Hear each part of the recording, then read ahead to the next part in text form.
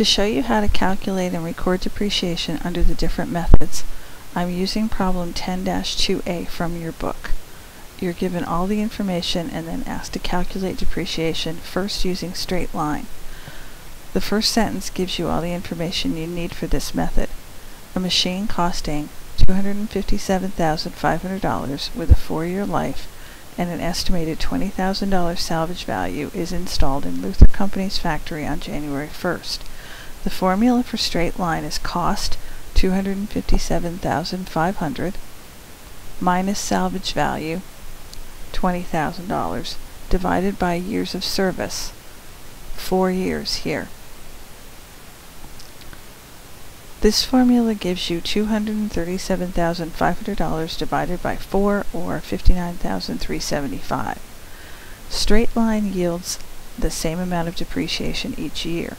As you enter 59375 for each year, Connect adds for you. So when you've entered the amount for all 4 years, you can see that your total is $237,500, exactly what you want.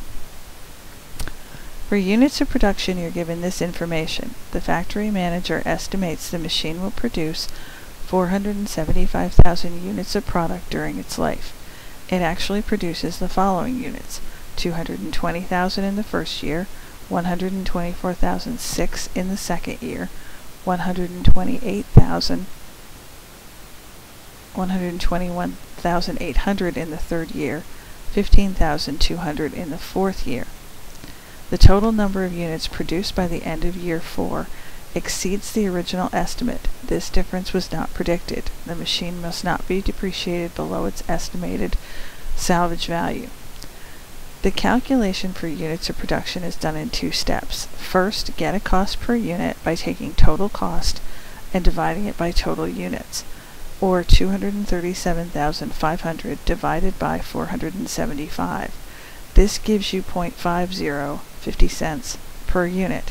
Then you have to look at how many units were produced each year. In year 1, the machine produced 220,000 units. Multiply that by 0.50 and you get depreciation expense of 110. In the second year, 124,600 units were produced. Again, multiply by 0.50 and you get 62,300.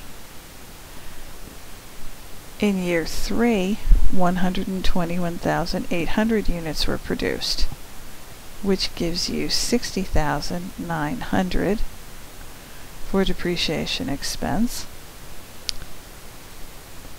In year 4, the number of units is greater than the estimate. In this case, we force the depreciation amount. We can't depreciate the machine below the estimated salvage value of $20,000. So we take the total expense to this point, $233,200, and subtract that from $237,500, which is the total amount of depreciation expense we can record to bring the value of the machine to $20,000.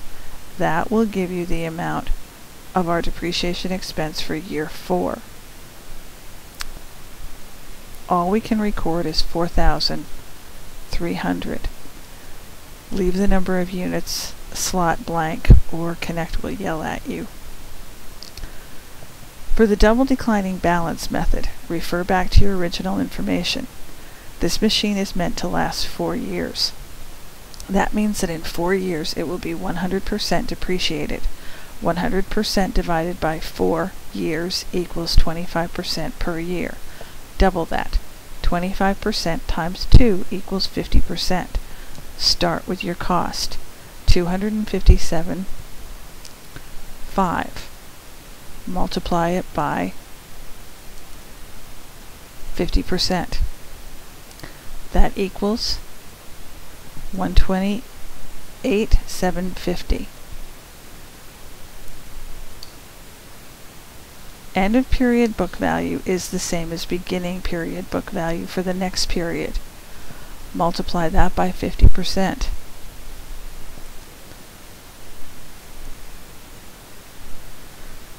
That equals $64,375.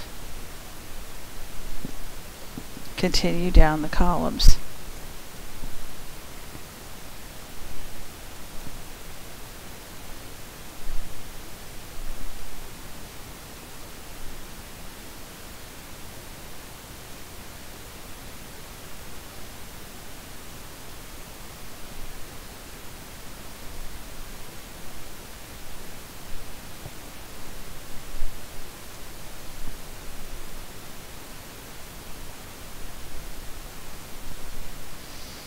Once again, you cannot depreciate the machine beyond the salvage value.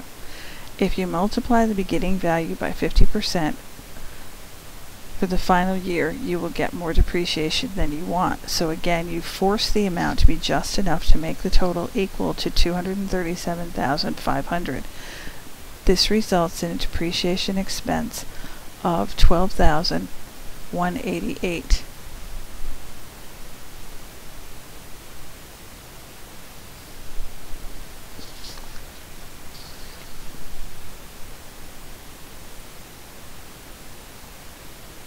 And again, we will check